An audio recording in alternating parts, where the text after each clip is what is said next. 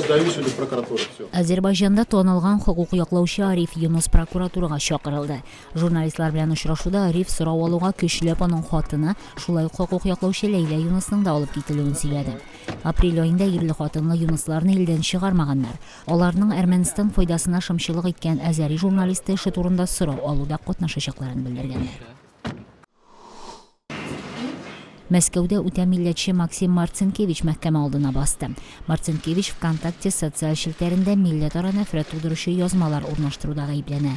Нәфрәт тудыру җинаятьләрендә аның инде 2 тапкыр гаепләнгәне бар. Бу юлы да гаепле дип табылса, аңа 5 елга кадәр төрмә яный.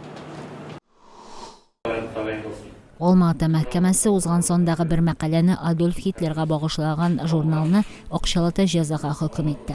Журналның баш мөхәррире Жарылкап Колыбай 2нче дөнья сугышы ветераннарын мыскыл итүдә гаепләнә.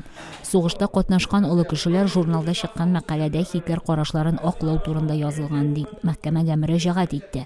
Журнал хезмәткәрләре исә нация җитәкчесе сәясәтенә анализ тәкъдим иткән идек дип белдерә.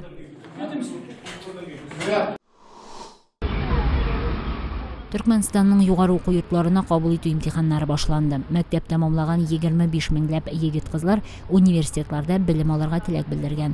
Әмма президент билгеләгән квота нигезендә аларның һәр 4нчесе генә керә алачак.